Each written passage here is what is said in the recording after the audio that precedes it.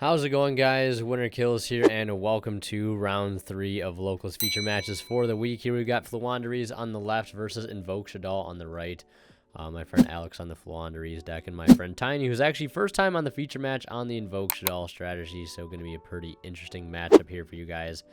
Die roll underway, a 10 from Invoked and 9 from Floowandereeze, and I believe the call was that Invoked would actually be opting to go second here. Interestingly enough, I mean, I can kind of see why. If there's a heavier Shaddoll package in there, seeing Shaddoll Fusion could be a very, very good card going second, but pretty rough matchup for that, especially since he's opened up Prosperity plus D-Shifter. Yeah, pretty insane opening here. Revealing 2 copies of Advent of Adventure, 1 copy of Eaglin Lancia, another Prosperity, and a second Eaglin. So we're technically revealing only like 3 cards off of this. Yeah, since revealing Prosperity off of Prosperity doesn't really help too much, but he will take the Advent of Adventure, the new quick play spell from Battles of Chaos, essentially allowing you to search out the field spell. I think by banishing a Floowandereeze from your hand or field. And it's a quick play too, so it lets you dodge problematic hand traps like Valor Imperm, hand traps that this deck typically struggles against, and also gives you a bird that's banished to help chain block. And you also will gain 500 life points too, because it does that. So yeah, Robin will add back the Eaglin, and he'll get the search off Robin, and then he's going to go ahead and get the additional normal of Robin here. He'll go for the Eaglin, and Eaglin effect to go ahead and search. A big bird here will probably go for the M-Pen, and he's going to tribute off both the Eaglin and the Rabina for the M-Pen. Chainlink 1 M-Pen, Chainlink 2 Rabina to add itself back, add a spell or trap, added the Dreaming Town here. And then after it resolves, get the normal summon for Wind Barrier statue, and there ends the chain of normal summoning. Set 1, which we know to be Dreaming Town, and pass turn, so can only special summon winds. Any monsters that are special summoned cannot activate their effects unless they are in defense, and basically as a way to tribute during his opponent's turn. And he has the Rabina in hand to basically do it all over again to go get Mega Ryza, and that is going to be really difficult to play through, especially since he's under D-Shifter right now. So we're going to see him start with a Terraforming here to go ahead and add none other than the Magical Meltdown.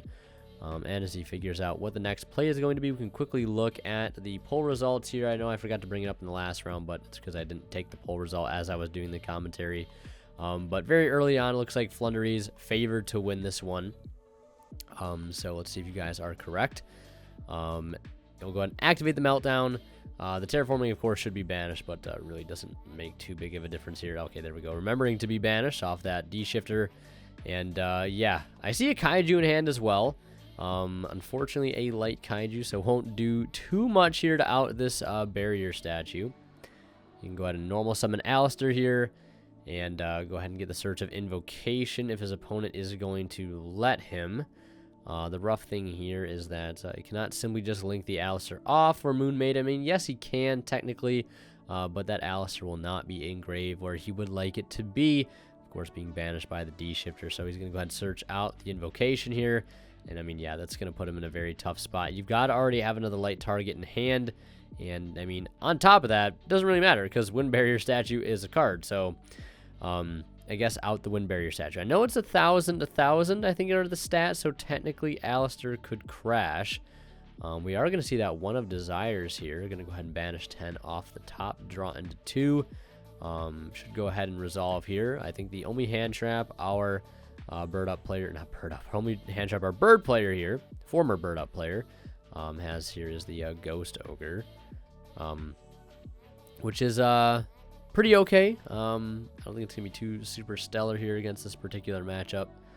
So 10 banish off the top. I see a Red Eyes in the hand, and an Nibiru, another Meltdown, a Kaiju. I think I see another Alistair. Really just in a rough spot right here.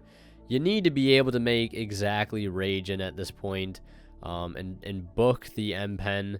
And and that's like really your only play. But I mean, before you even get that far, you're probably just going to start tribute summoning for Mekk.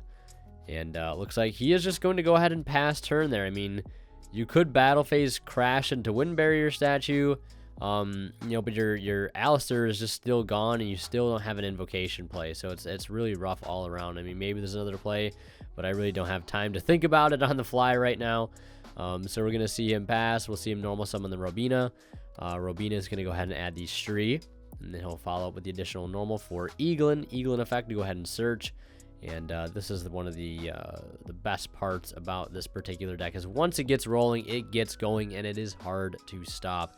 Quite literally will snowball out of control. Going to go ahead and tribute off the Robina and the Eaglin for the Apex Avian here, and deciding on what zone to go ahead and put it in. You can also go ahead and add back Robina here, adding back just one, because I think both can go ahead and add back in that same window. But you might as well just leave one banished for that continuous chain block. So we're going to see him go battle phase, hit in with everything, and drop him down to 3,600, since I believe both Apex Avian and M-Pen are at 2,700 apiece, and that barrier statue chilling at 1,000. Now, D-Shifter is out of the question here, but, you know, you have to deal with an Omni Gate. You're basically just can't special summon whatsoever. And your special summon monsters, in fact, if they can get there, have to be in defense position in order to activate their effects. So we're going to see him banish another 6 off the top, kind of iced out here. Not going to lie. There's Map, another copy of Advent of Adventure, more hand traps. Lancey could outright just seal it on top of Ash. Looks like he will go ahead and take that Lancey, especially since he knows exactly what his opponent is on at this point. And yeah, Dreaming Town still set in the back line. Go ahead, be my guest to see if you can break this board. He has 2 Kaijus in hand, which normally be pretty solid here. Nibiru would also be pretty solid as well. I think he also forgot to discard during the end phase of his last turn, so remembering just to do that now. Yeah, because you only have a maximum of 6 cards at the end of the turn. And yeah, I think this is pretty much just game on board. I mean, yeah, you can go ahead and activate another Meltdown here, sure, that's completely fine. But this is just such a tough board to go ahead and out here. I see Super Poly in the main deck as well. Super Poly could be... Super Poly could actually be the answer here that he needs. He would have to fuse exactly... Oh, I see. Okay, so this is Mekk Knight Invoked. I didn't even realize that. Okay, that makes much more sense. That's actually a mistake of my own. I thought this was an Invoked Shaddoll, but it is actually Mekk Knight Invoked, and it would also make much more sense as to why he opted to go second. So my apologies. I don't know if that would have affected the poll results if I would have put Mekk Invoked instead of Shaddoll Invoked, but regardless, we are going into game 2, and we're going to see our Floowandereeze player here open up exactly the same opening they had game 1. Yeah, Prosperity D-Shifter into Advent. Also 2 copies of Featherstorm, hashtag turn skip. He will take the Advent here. I think already has a Featherstorm in hand, must be nice. But really quickly, I'd like to let you guys know about the ways you can support the channel down in the description, either by using my discount code WINNERKILLS 10 off at checkout on ImperiumDuelistCot.com to save 10% off your entire order, or by using the affiliate links I have to TCG Player and the Coldest Water down in the description as well. So yeah, those will come in very clutch to support the channel, just like that Ash did on that Advent, being a turn skip basically. So we're gonna see Alistair get normal summoned here, very, very loyal Alistair, but we still have kind of that same problem we had in game 1. Now that we are under D-Shifter, linking off Alistair becomes a little less effective. I see... Can't really tell. I think I see an Interrupted Kaiju Slumber in hand. I think that's the other spell alongside the Invocation. I think I see another Vanilla. So you might have opened up another Dragoon Brick, unfortunately. But at least he didn't open up 2. So we're going to see him link into Majesty Maiden. Alistair going to be banished there. And yeah, I mean, if you got another Alistair in hand, of course, you can go into the Mekka, but like, this is just a rough situation all around. He does have Godarl in hand, though, so would have been pretty good to go into a barrier statue board had he been able to play. Very, very reliant on that that Advent to go through there. He will swing with the Majesty Maiden for 1,000, and he will go ahead and pass turn. And we're going to see our Floowandereeze player go ahead and set a card, pass, and we'll see if our Invoked player can do anything here outside of just Majesty Maiden beatdown. Picking up an Imperm for turn, he will go ahead and set that. And yeah, I think the rest of the hand is just Red Eyes, Gadarla, Invocation, and Slumber. So we'll smack in for another 1,000. And Slumber's pretty good here, actually. Slumber's like actually really insane against this deck. Doesn't do much to stop the field spell, but it is really solid just to clear all those monsters off field, to get rid of those floodgates like M-Pen, et cetera, Apex Avian, force that out at least. So we're going to see him activate the Mysterious Winds, or the Unexplored Winds, normal Eaglin, Chainlink 1 Eaglin, Chainlink 2 Banished Eaglin, and we're going to see an Imperm on that Eaglin, which is really, really strong.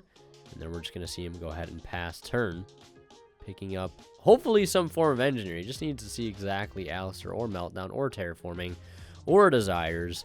Any one of those cards could have increased the chances to at least getting into a Mekk. We're going to see Interrupted Kaiju Slumber here.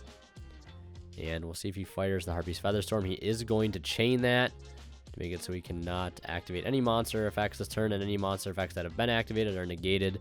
Yeah, basically a turn skip here. And going to go ahead and get access to a Gamma Seal and the Lightning Strike Kaiju at 3,300. Pretty big monster to get over for Floowandereeze. And also has the Kaiju follow-up engrave. I don't know if he plays more than one Gadarla. Be very good to have in this matchup. I think he also top deck Lightning Storm. Not a very good card at the moment. Battle phase, he'll swing over for 1,100, putting his opponent down to 49. And we'll go ahead and pass turn there. We know he has Eaglin in hand. He has a way to mulligan off the Unexplored Winds, I believe. So he's going to go ahead and normal Eaglin, Chainlink 1 Eaglin, Chainlink 2 Eaglin to go ahead and add itself back. Go ahead and add a level 7 or higher here. I believe it's level 7 or higher. And he's going to add the M-Pen. Now, he does have Unexplored Winds up, so this could be very, very clutch to go and actually send off one of his opponent's cards to allow him to Tribute Summon. And he's going to Tribute off a Super Polymerization, which is huge here. And then follow that up by normal summoning Robina. He will not get to chain block the Robina here because he already used that Banish effect. And I think he might have missed a search on the M-Pen, if I'm not mistaken here. So we're going to take a look at the grave here. I think he's debating on whether or not he wants access to Barrier Statue, or if he's going to go for the Stree. And getting the Stree here makes a little bit more sense because that Interrupted Slumber engrave is a bit of a threat. And that one Barrier Statue could get outed immediately. Because so long as he's concerned, you know, like he has a Wind Kaiju, he can search with that. And that outs the Barrier Statue, which is a big problem. And one of his main keys to victory here. So he'll normal the Stree. And yeah, getting the Dreaming Town now, I guess. So I guess remembering to go back and grab that. So I was going to say, for getting that search would be pretty vital. He also has Lancey in hand, so honestly don't think it would have mattered too much whether or not he had the Dreaming Town or not. And he's got to stare down that Lightning Strike Kaiju, but M-Pen can protect itself in the battle phase fairly easy. So he doesn't have to worry about him just going battle phase to run it over. He does not have map, so can kind of, you know, play freely next turn if you're the Invoked player, but you still have to worry about Dreaming Town kind of setting the whole chain off here. I think he was debating on whether or not he wanted to mulligan possibly with the Unexplored Winds, put that Eaglin back, but you kind of got to hold the Eaglin because that lets you at least play next turn with the trap card. So, and I think he drew a purple Nightfall here, which is pretty good. Won't be too good though if he can tribute it off, but I think he can just chain that purple Nightfall. So we can go ahead and make sure it doesn't get tributed off.